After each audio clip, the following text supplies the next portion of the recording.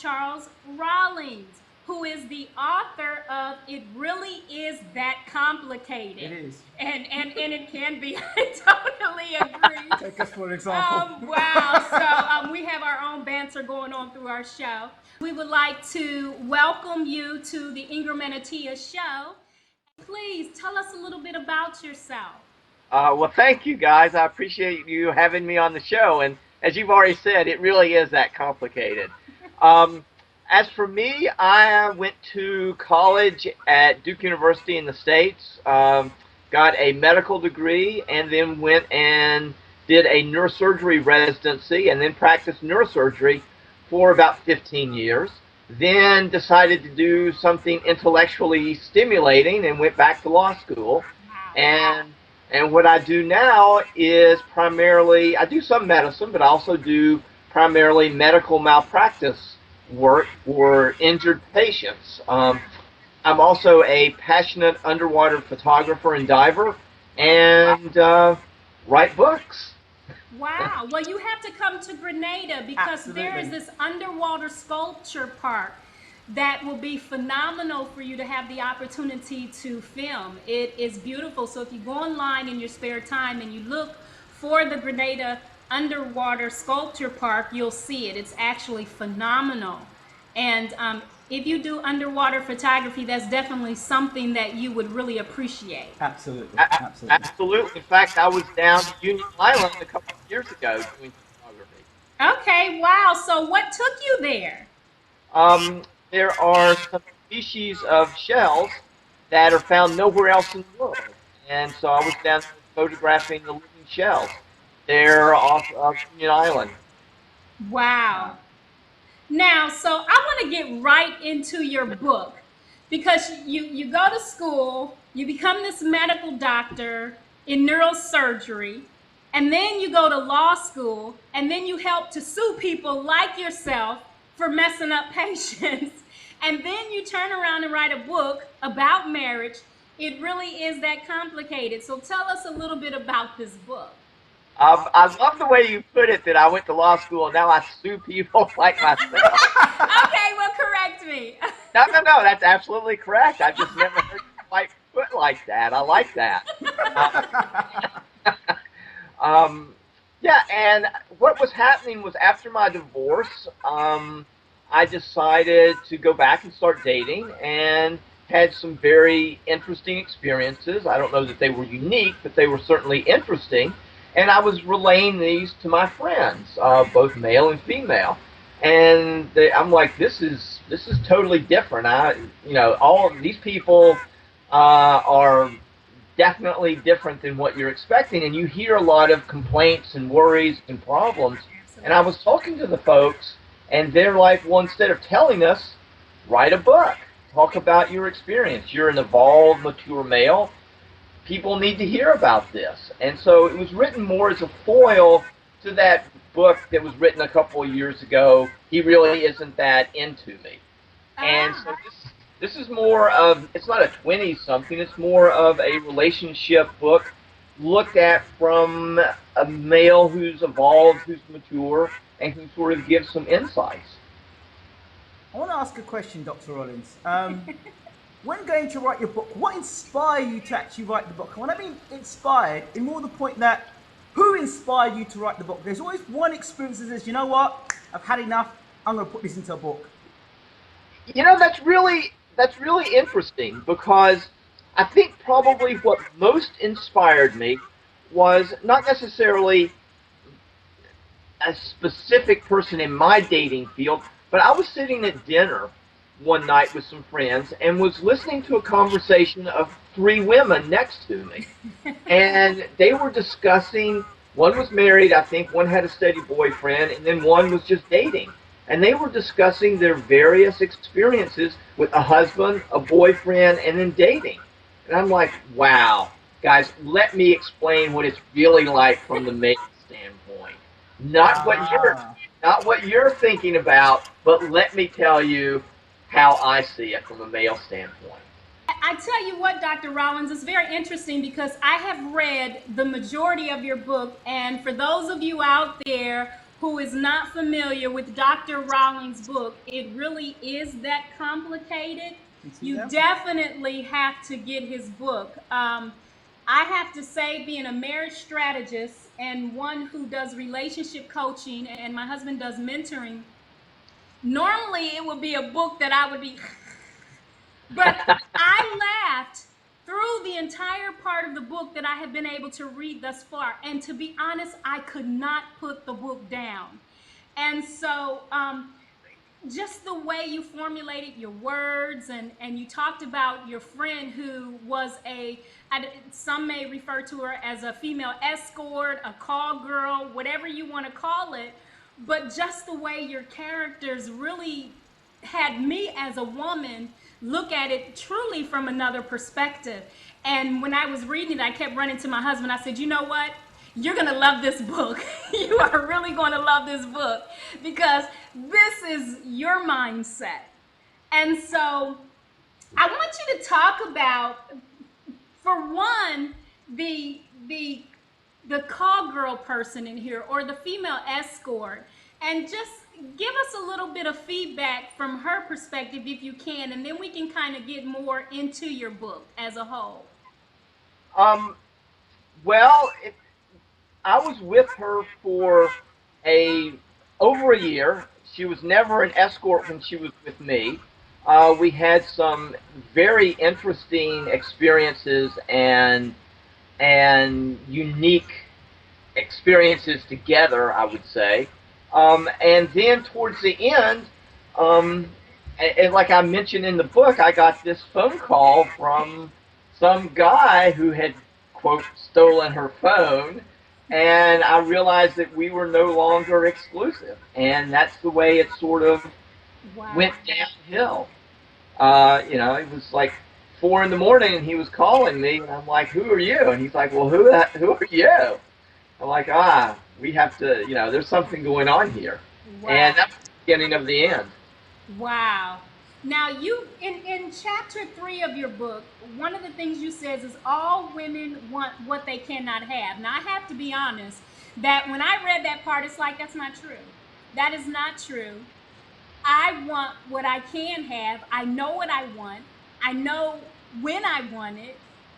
But some of the things the points that you made in that chapter make sense, generally speaking. But for some women who do know what they want and they want what they want, I don't necessarily think that applies to that. But tell me your take and just go into that.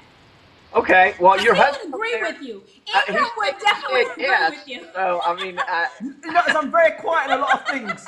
See, so I'll let you say something and then I'll sparkle for that. So I'm just waiting for an opportunity. I'm gonna tell you what. Before you answer that question, he reviews these how to train your pets. See, I'm looking for his book because he'll probably come out with a book that has your kind of take on it. Yeah. But he'll go study on how to train your pet, and then he'll bring that back to me and say, this is how you train your wife. Of course, that gets us going with each other. But tell me about this. All women want what they cannot have. Is that really true? I think for the most part it is, absolutely.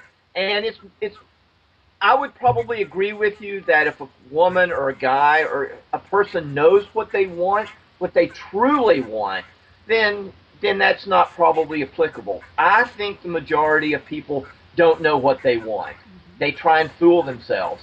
And that's my point in the book. Women tell themselves they want a loyal husband, boyfriend who wants to spoil them and is sort of milquetoast and reliable, and that's not what she wants. She's fooling herself. And part of the chapter, the title was part of that conversation I was hearing between the 3 women at the table, because they were trying to say they wanted marriage, they wanted a loyal person, and then they kept saying, well, the guy's too nice. He does too much for me.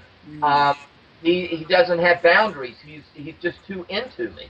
And it's like, here you are, you're telling yourself you want someone who's going to marry you, you want someone who's going to take care of you, and then deep down, you really don't.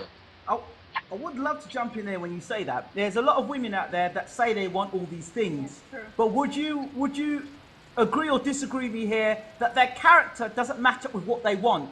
They themselves may want loyalty, but they may not be loyal. They themselves may want to be loved, but they don't know how to appreciate love. They themselves may want to be embraced, but don't know how to embrace.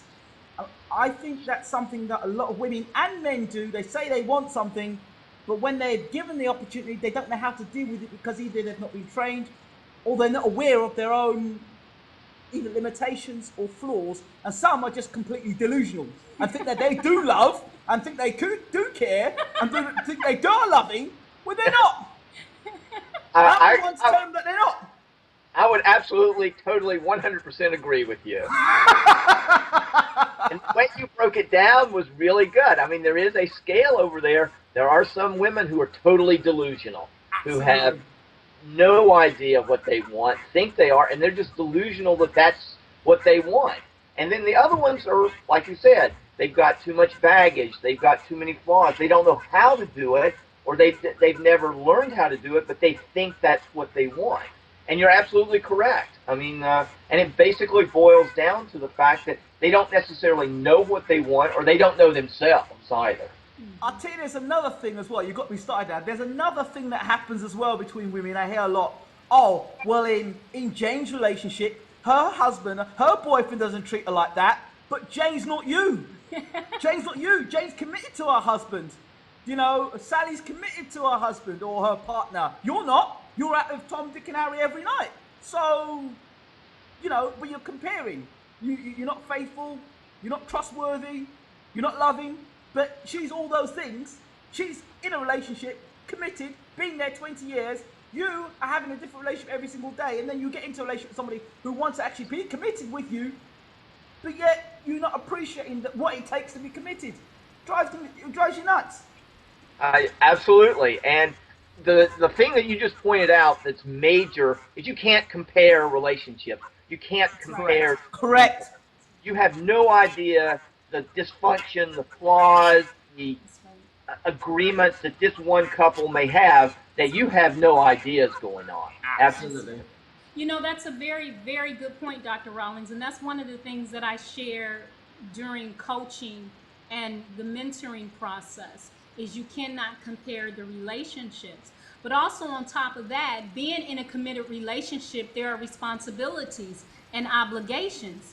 And really, no matter how many therapists you bring to the table, no matter how many coaches or professionals that you bring to the table, at the end of the day, ultimately, it becomes, like you say, an agreement between those two parties and how their relationship will go. And one of the things that I did as I read this particular chapter, All Women Want What They Cannot Have, it was really interesting because I have met both women and men who say, I am ready for a committed relationship. I am ready to lend this particular relationship to marriage and preparing for marriage. But when they get into the thick of what would be required, they're in truth really not ready. And we were recently mentoring and coaching a couple who there was some infidelity issues. And they both said that they still wanted it to work, but we were straightforward with the fact that, you know what, if you want it to work, these are some things that's going to have to happen. And one of the things was the rebuilding of trust. And so we didn't hear from them for maybe about 2 months. And then, you know, they resurface again and say, okay, everything has been going good. We've been practicing what you have been sharing with us. And now we want to get on the track to prepare for marriage. And it was really interesting because we were straightforward in terms of you have to make some choices. So in talking about this part of your book, and I really want you to get more into it, it is important to know what you want in your relationship. And so my question to you would be, how do you tell women in particular, or how would you advise women in particular in terms of this whole dynamic of wanting what you cannot have? How would you, per se, heal them from that dynamic, that issue? Yeah, and what I was going to do first before I answer that question is just sort of validate what you said about trust and communication. I think that, and the book harps on this quite a bit, and it's the foundation of a relationship. You've got to trust the person, you've got to respect the person, and you've got to communicate with the person. Uh, Now, as to your question, what I would tell the woman, and you guys are mentors and relationship coaches, know yourself. Figure That's out right. what you want. Know yourself. Explore yourself. Be able to get through your baggage that you bring to these relationships. Explore your past relationships. Why didn't it work? What expectations That's did right. you have that were too much, That's right. that weren't enough? Do you have this same sort of pattern in your head, the same tape recording, the same video that you keep playing over and Mm, over very again, good. attracting these people? You got to know about this, and you've got to break these bad habits. That's right. And once you get to that point and you know yourself, then fine. If you don't want a committed relationship, then fine. You know that. Then don't try and have one. You That's don't right. want, don't have it. Right. But if you do want that, then there are certain things that go along with it, both Yes. upsides and downsides. You can't I have. think you made such a very valid point. If you don't want a committed relationship, don't have it. But at least communicate that, hey, I'm not an exclusive type of person. I totally agree with you on that. And that's one of the things that we talk about in terms of what we do is you have people that say, okay, I want to be in a relationship. And with that does come certain commitments. But then these are sometimes these are people who don't really want the commitment. So why be in it? Why do people do this to themselves? Because they don't know themselves as well as they should, and they also sort of bend to societal mores. Society, for better or worse, says you need to be in a monogamous, committed relationship, and that may not be for everybody. That's right. And you can't sit there and judge people, and that's what you mean. You can't compare one relationship to another. Right. Because there are some, I have a girlfriend, and I won't say any names, but I have a girlfriend who is frankly quite okay with being in a relationship that's not exclusive. But her whole thing is, I want to be able to know and have a relationship with the other person that is cordial, that is loving, that is kind. So she has no problem sharing a man with another woman, and she will make that very known. She doesn't mind the polygamous type of arrangements. And, to those people who are in polygamous relationships, and I have touched on this in the past, once you decide what type of relationship works for you, it's not for me as a relationship coach or marriage strategist to judge that. But there are certain dynamics and responsibility that one has in terms of coming into a relationship, and regardless of how many are involved in that process. So that's a very, very good point, and something I think that needs to be explored when you talk about people coming together in these types of relationships. I don't know if you want to hit on that at all. No, no, no, no, no. You can keep on. But there's another part of your book that I think might kind of raise a few eyebrows, where you say all women are prostitutes. And I've heard that said before. And when you logically really think about it, I mean, I am definitely not a prostitute. And there are some women that are that I would say, no, these are certain women.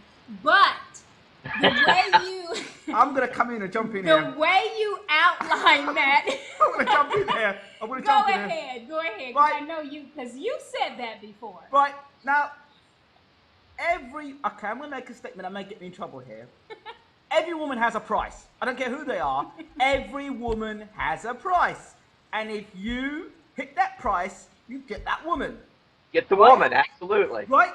There was a certain price I had to pay to get married to my wife. Okay? Absolutely. So there was a price there. And he's Right? serving a life sentence. Right? Exactly. And I think and some women have higher price tags, and some women have lower price tags. And I would say the lower price tags don't have committed relationships. I just my thought process, because they have a low self-esteem. They don't think very much of themselves. More likely to be more abusive relationships. The ones with a higher price tags have a more awareness of themselves, or more love for themselves, and some of them have such a high price tag that nobody can get to them because only them and God can have a relationship. Nobody else. So they may think they want a man, but their man's compared to God, and then a man can't reach that. So I guess that's the only woman who doesn't have a price tag that a man can reach. Your thoughts? Yeah. You know, that's awesome, because one of the alternative titles to that chapter was, "Is the cost too high?" Right. And he's absolutely correct. All women have a price, and it varies. And there are definitely ones with very low prices, and there are definitely ones with prices that no male on this earth could match. I will also add, those with low price tags get lots of offers. I want to make that point. They get lots of offers, and may I be quite frank, they get lots of sex. One of Right? the things, though, I think Yes. that it is important. And most men love them anyway, but they don't talk about them. They just keep that to the side. One of the things that I think is very important to hit on, though, Dr. Rawlings, before you actually get into all women are prostitutes, before you really get into it, is one thing is we're not necessarily only talking about monetary price tags. Yes. We can be talking about price tags in terms of your level of honesty, Of course. your level of, or the type of character you are, your level of, what's the word, the I word I'm looking for? Integrity. Morals. Yes. Morals. So, Foundations. So when you say, I know you begin to outline the chapter talking about how much the first date is, and then the second date, and you know what you anticipate for the next date. You have to work all these things out, you know, and how women strategize and plan, which is very true. Oh yes. And them investing in certain things to get the end result. So that part I was like, that is totally on point. But Yes. when you say in your book that all women are prostitutes, tell us what you mean. Go into that. Well, we've got into it. Absolutely. It's not necessarily a monetary value, like you say. There are other qualities, other issues that you pay for, and women to have, you know, security, babies. They have to give out something for the male, and thus they are paying. And it really is the cost too high? And that was, like I said, that was going to be the name of the chapter until I wanted something a lot more controversial. Absolutely, absolutely. And the issue is more, you know, what's it going to take from the man to get the woman? Is really what it boils down to. And you know, sex is all rolled up into it, but it's also the security, the love, a person that speaks to you, that talks to you, that listens to you. Absolutely. And that's all in the price tag, all in the cost. Absolutely. And it boils down to, actually, you know, one of the things that really got me started on writing this type of chapter was friends of mine were comparing a marriage to some guy who was in a relationship with an escort, who was paying the escort, you know, to spend the night with him, to go on a trip with him on a weekend or something like that. And my point is, there's not a lot of difference between a marriage and that in terms of economic decisions, because from a marriage standpoint, the guy is paying, and he has his wife. There's a lot of baggage that comes with that, and he's still dealing with that. Whereas the guy who pays for the escort to go on a trip with him for a weekend, he's still supporting her, still paying for him, but then he doesn't have all the baggage. So, you know, you've got a marriage where you can compare it very closely to an escort on a weekend. But let me ask you this question, though. But isn't it true that the woman is not the only one that comes with baggage? Men comes with their baggage as well. Oh, absolutely. And equally, then you could say that all men are, I guess you wouldn't say prostitute. Gigolos? What's the male? Gigolos? Gigolo, or the male gigolo. equivalent to what a prostitute is, because it's the same thing. Women are also investing, and women are also having to give up something as well. Well, you would and agree, wanting something. sure, you would agree with me though that for the most part, dating is paid for by the male. I would agree with you on that. Okay. And see, that's the And other any premise. woman, let me say this, and any woman who does not insist that that be the case, then she needs to reevaluate. I know when I met my husband, I told him, I said, look, let me tell you this. I said, this is my thinking. Anytime I am in the company of a man, I should never have to go in my purse for anything. And I made that very clear. And I think that's perfectly fine. But what is the guy's ultimate Goal. goal? Right. To get the cookie. And I kept the cookie in the cookie jar. How much money did it take for it to come out? Let's see. It cost a ring on my finger, VI-dues, a trip to London a couple times. Yes. So I came with a pretty high price tag. If you want to stay true to all women are prostitutes, I wouldn't label it as that, but I certainly liked And the I had title to jump of the through chapter. rings of fire. Yes. But you know one thing is, I made a decision. I said to myself, you know what? There are certain characteristics within my own life. I thought, you know what? I need to make adjustments. I was honest with myself. Why am I attracting the same sort of person? And, you know, I always want to be the hero in a relationship. I always want to be getting called at all times of night with all sorts of confusion, all sorts of this and that. I said, you know what? I don't want no more drama in my life no more. No more drama. I said, no more drama. I want stability. And the best stability you get is in marriage. And the minute I made that decision and looked at myself and my character and had a self-evaluation, bang, things changed. And here I am today, happily married. There you go. See, you found out what you wanted. You knew yourself. You decided you wanted a committed relationship, and she was worth the cost.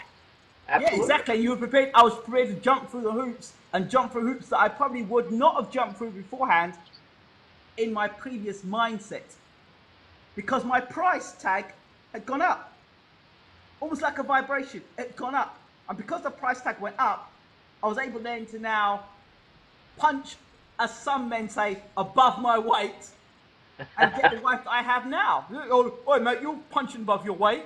And I said, no, there's a price to pay to get there.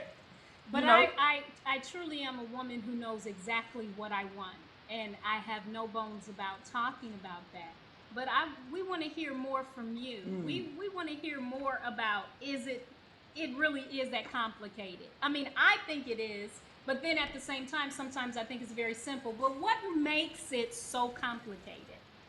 Women. The answer to that question is everything we've been discussing today. Absolutely. People. Yes. They bring baggage. They have expectations. They compare to other people. They don't listen. They don't trust. They have high expectations. They have low expectations. They're used to dysfunction. They're used to abuse. They don't know what they want. And when you put two people like that, which are average people, from a psychological standpoint, it becomes extremely complicated. And you start looking at people playing all these games. Yeah.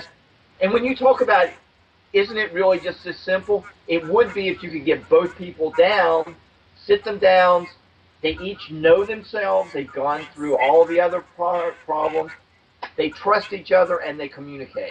Then it may become simple.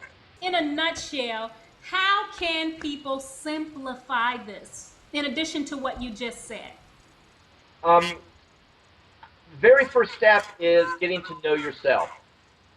Get into yourself, know what you want. It's like you were saying, I decided that I wanted this, I now know what I want, and I went for it. You've got to know what you want, and you've got to be honest with yourself. Absolutely. And you've got to work through all your bags and all your other problems. Then you get to the point where don't have any fear and have very high self-esteem. Yes. Know yourself. You've got high self-esteem. There is nothing to be fearful of, and go out and enjoy life. And once you start doing that, you're going to attract people that are going to be on your vibration level to sort of mirror what you were talking about. And once you do that, communicate, be honest, respect each other. And that's how you make a relationship. That's awesome. Dr. Rawlings, is there anything else, Ingram, you wanted to say? No, I commend you, dear sir. That's what I've got to say. Well, thank you, sir. Is there anything else you want to add as we close out this conversation? No, ma'am. I just want to say thank you very much. This has been delightful. I love you two guys. Absolutely. Thank We you. love You you. too. And look, we have to continue to have conversations. We need to bring you on our radio show and bring you often on the television show, the Ingram and Atia show. And just really get into some heart-to-heart conversations. I'm very interested in some of your other books. I really enjoyed this. And I want to actually go out and support your book as well. So we want to definitely purchase it. Thank you for the complimentary copy, but we want to support your work as an author as well. And it's just been delightful. So thank you for joining us. And we are out, and we'll talk again soon. Thank you so much, Doctor. Guys, thank you very much. Great stuff. Okay.